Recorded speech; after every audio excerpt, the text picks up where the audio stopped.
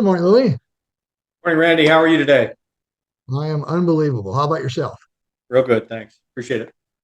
You've only been in Vistage for a few short months.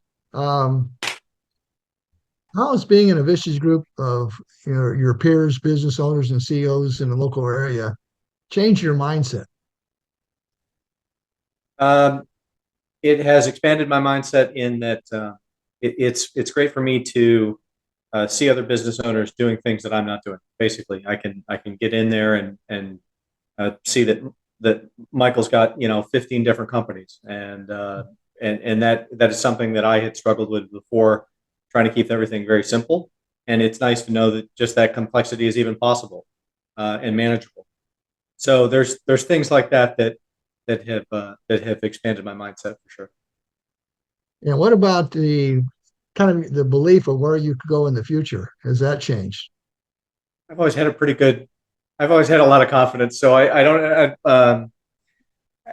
know that I struggled with that before, but it helps to see that there are people doing it for sure. Now, fairly recently, you have created a set of principles that kind of your guidelines for your company. Would you share what those are all about and how you've used them to build your culture? So we're going through the EOS process. Before I started with Vistage, we started the EOS process and going through that and self-implementing, which is a tricky thing to do. Um, and this concept that you brought up in our first or second one-on-one was this one of setting some principles down for who you are as a company and what your values are, and getting the whole group involved in, in creating that group of values.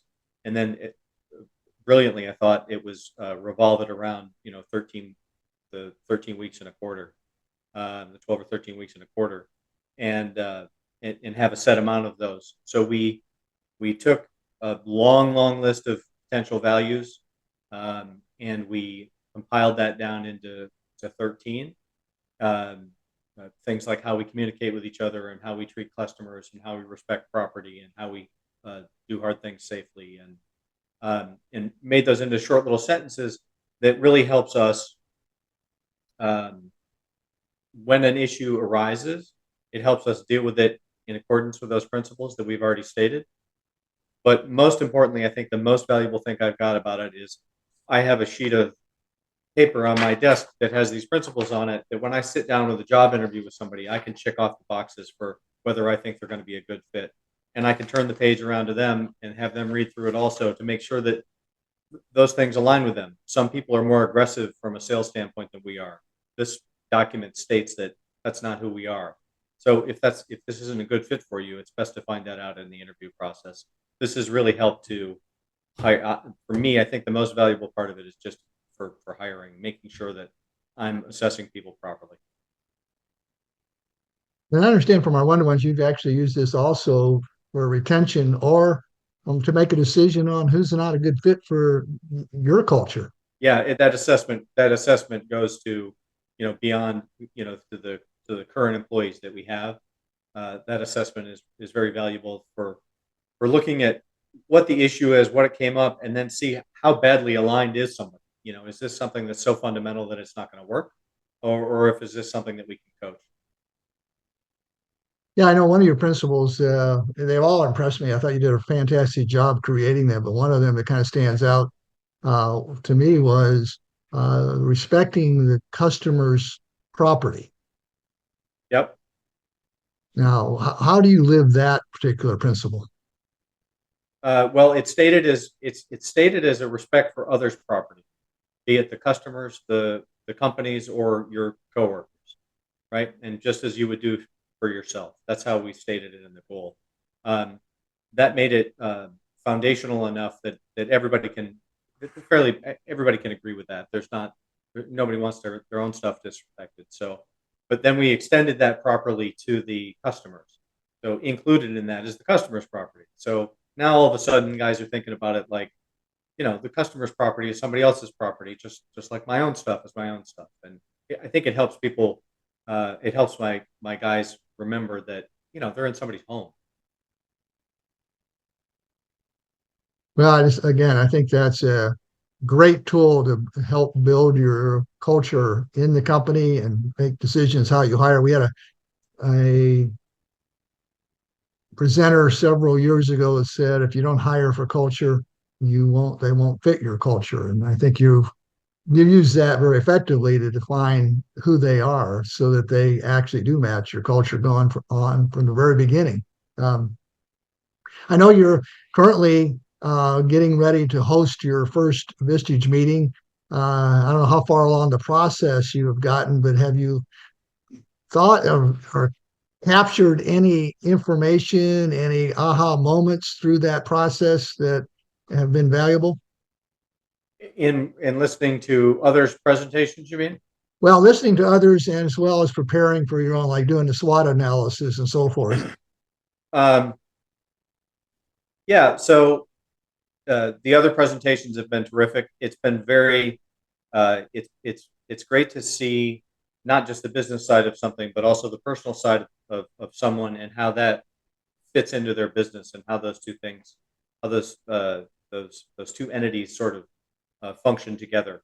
That's been really fun to see. I would like to present some of that in my own presentation with a little bit of the personal and a lot of the business. Um, as far as the SWOT analysis, I think that's an effective way to think about it. There's a bunch of different ways to think about that kind of thing, but I think that's a good one. Um, the just the vulnerability of it, I think, is important. I think that the most important thing is, and the most remarkable thing that I think I've seen in those presentations is how people will get up there and really talk about their weaknesses.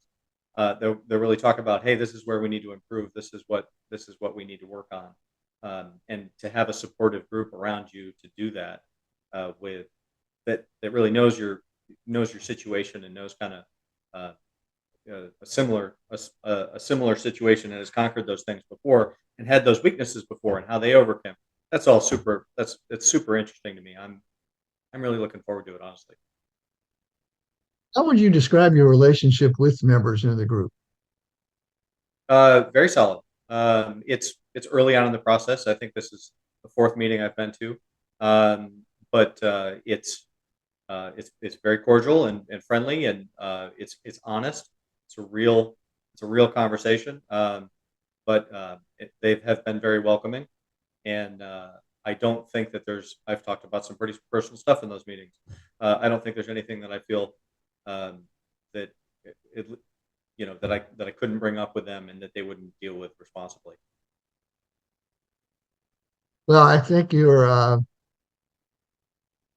and your business are going to do very well in the coming months and years. I think you have a fantastic grasp of what's important in your company, and I think people are starting to have a better understanding of that through those principles and so forth in your guidance.